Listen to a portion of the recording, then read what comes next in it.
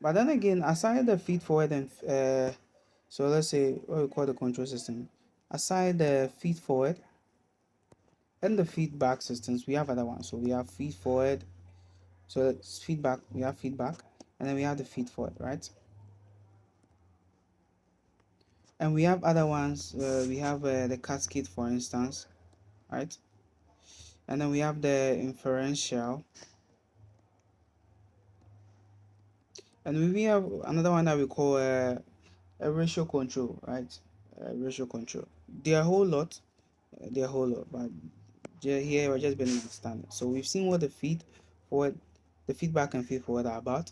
The cascade basically introduces like multiple loops right within the system. The inferential, so in a system like this tank reactor, for instance, where there are some of the parameters we can't measure directly. So let's say because we have the whole thing in a big tank like this, there are some things that we can, so concentration, for instance, we can't measure it directly. Concentration, we can't measure it directly. So we measure other things, and since we know that, let's see, we know that n is equal to something like, let's say, CV. So we know that concentration is equal to n on V. So that means that we can measure the moles, right? We know the moles that we've introduced in the system, and we know the volume we've introduced, the volume in the system. So therefore, we can find the concentration of the system. So systems like that are what we call the inferential control systems, right? So inferential control systems and the ratio control.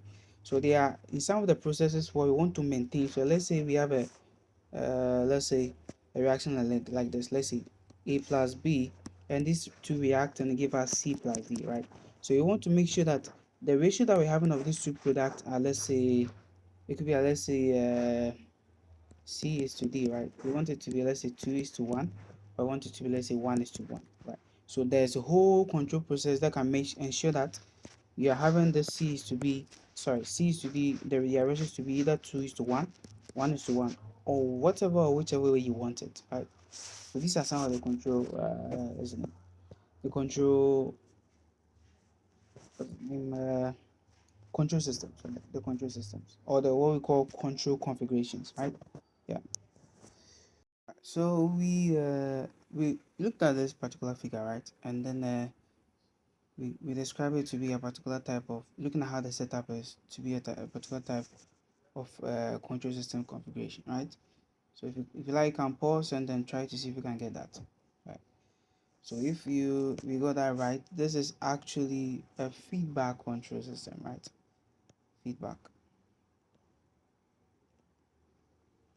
control system, right?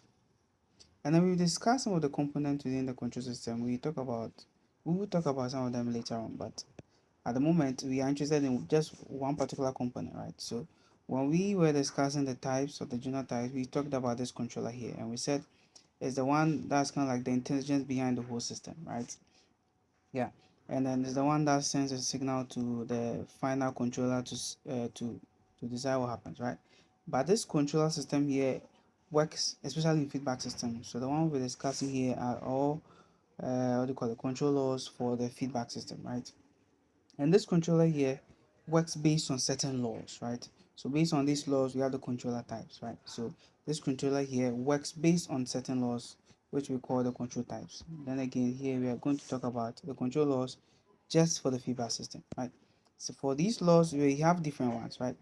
We have, let's see, I'm just going to write the terms first. So we have, first of all, we have the proportional control law, right? And you see P, right? So I'm just writing them as symbols. We have P, and then we have the integral control law, and then we have the proportional integral control law.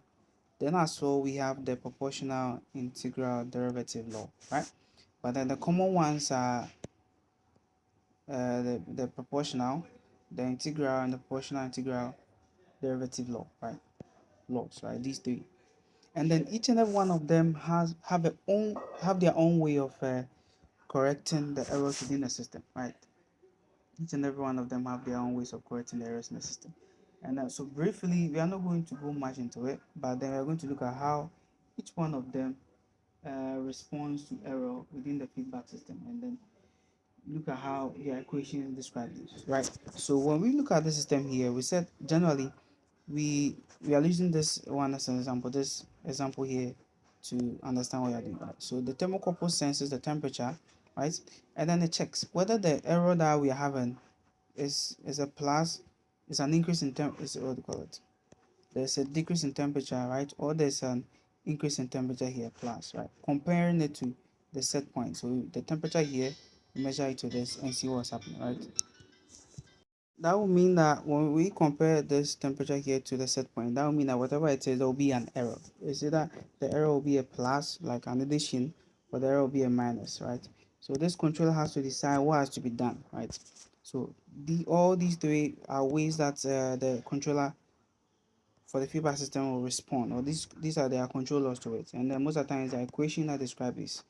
But then we are just going to look at the equations for these two, right? But we are going to describe each and one of them. So what it does is that this one we call the proportional gain, right? Proportional, as we said, and then we have the integral, right? And then here proportional integral, here we have proportional integral derivative, right? So what the proportional control law does is that, right? If it sees that what's the name? It sees that there's a temperature difference between the set point and what the thermocouple is measuring. What it does is that it's slow. It keeps turning. What do you call it? Right. So the valve is what will respond. So it sends the signal to this one, and the signal that this proportional gain will do is that because temperature is high, that will mean that. So let's say the temperature is high, right? So if the temperature is high, it means that we must decrease the valve, right? Decrease the steam valve. So we must decrease this, right? Let's do kill. So if the proportional gain senses that the temperature is high, what it does is that it sends a signal to the valve to slowly decrease the energy input into the system, right? So that will mean that, and then get to a place where it stops. So that will mean that there will still be, the temperature will still not return to stability completely, right? Still not return to stability completely. There will be some kind of temperature difference. There will still be an error, right? Yeah.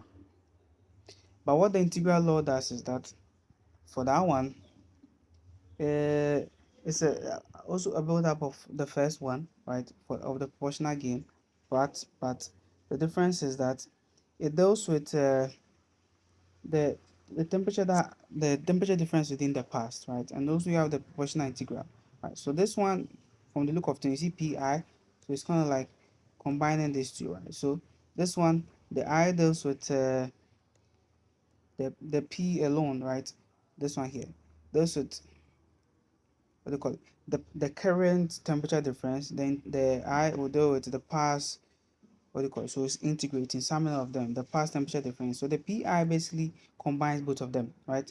It deals with the past temperature difference, right, and the current temperature difference, and then try to send a signal to this based on that, right? So basically what the pi will do is that if it sends a temperature difference, it will abruptly close the, not like completely close, it will decrease the valve sharply, very fast, and then make the adjustment until the temperature return to how we want it to be, right? So the temperature return to how we want it to be. So then looking at this one, but then the PI will be very slow.